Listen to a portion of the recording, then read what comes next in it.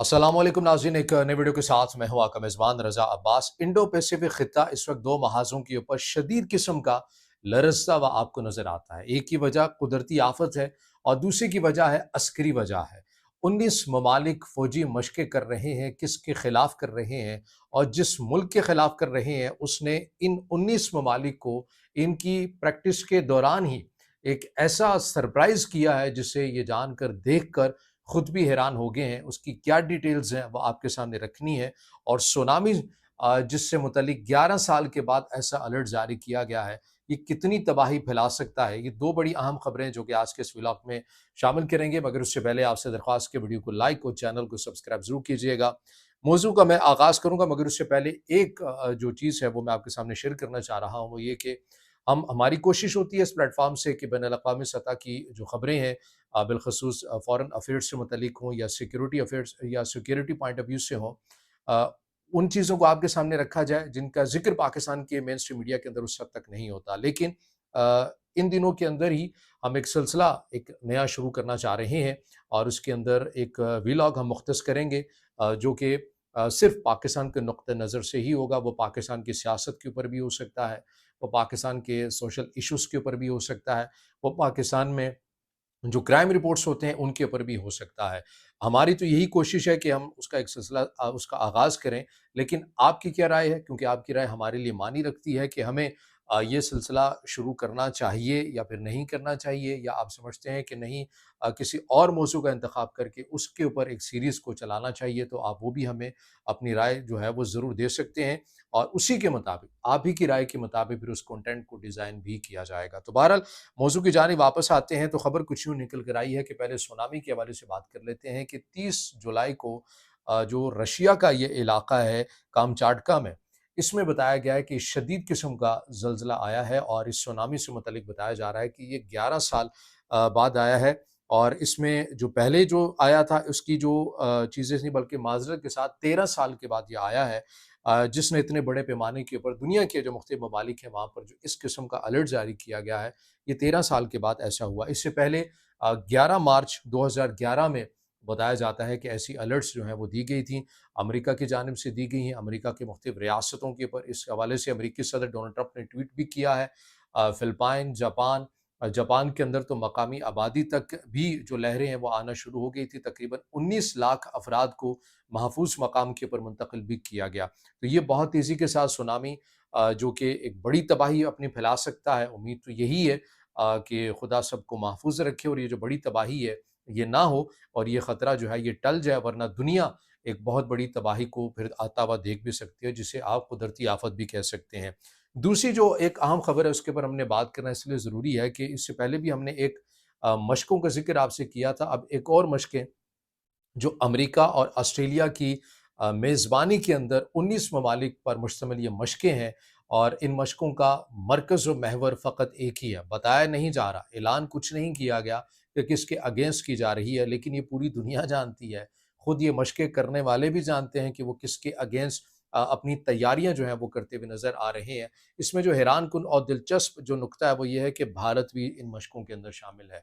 यानी ऑस्ट्रेलिया है, अमेरिका है, भारत है, सिंगापुर है, या ऐसे जो दीगर जो ममालिक हैं, मगरबी ममालिक हैं, ये मिलकर आपको ये मशक़ें करते हुए नज़र आ रहे हैं। और मुमकिना तौर के ऊपर बताया ये जा रहा है कि ये चीन के ख़िलाफ़ एक मज़बूत किस्म का इत्तेहाद कहा जा रहा है कि चीन की अगर ऐसे ही जारहाना रविश रही या बिलख़ुसूस ताइवान से मुतल्लिक ऐसा कुछ हुआ, तो फिर चीन भी ये देख रहा है कि मगरबी दुनिया, अमेरिका, उसके इत्तेहादी मेरे अगेंस्ट किस हद तक जा सकते हैं और जो मेरे साथ हैं वो भी फिर मेरे साथ ताउन करने में किस हद तक जा सकते हैं।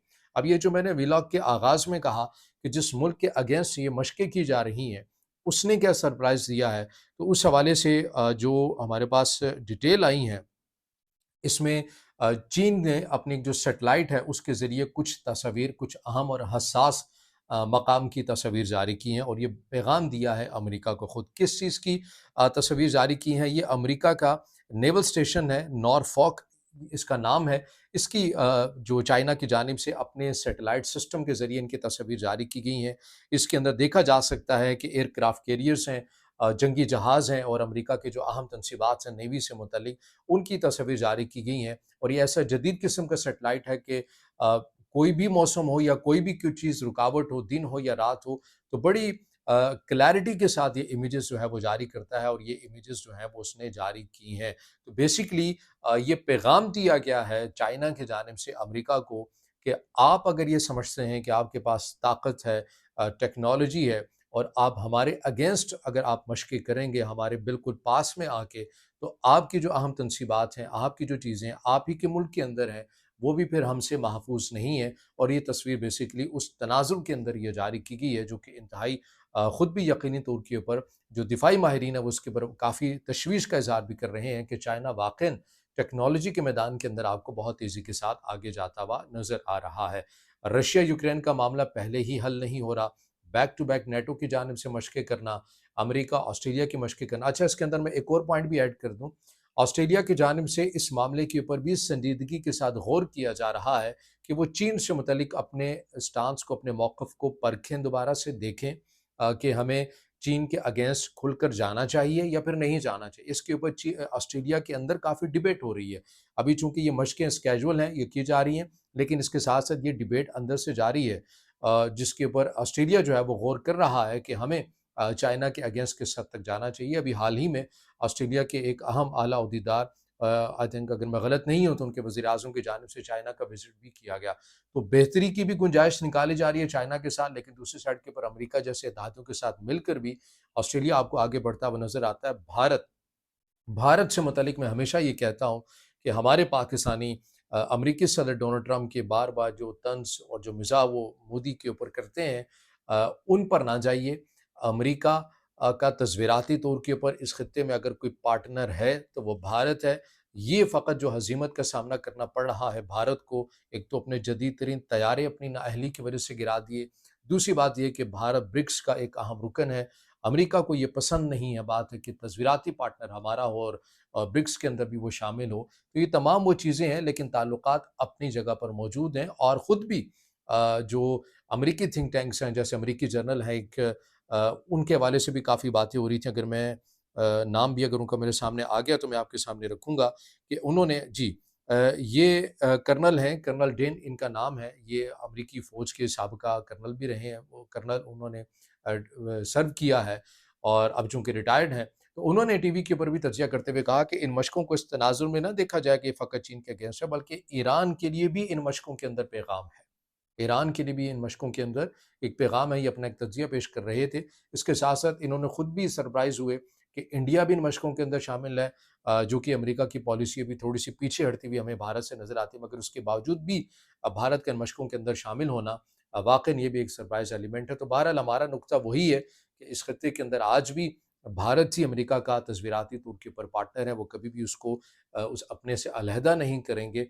अलबत्ता वो कोशिश करेंगे कि ब्रिक्स से अलग हो जाए। तो बहरहाल ये 2 बड़ी अहम खबरें थी जो कि आज के इस व्लॉग में आपके सामने रखी हैं। अगर आप समझते हैं कि वीडियो मालूमाती है, फिर इसे ज़रूर लाइक भी कीजिएगा, कमेंट्स में ज़ाहिर ख़्याल कीजिएगा और चैनल को सब्सक्राइब ज़रूर कीजिएगा।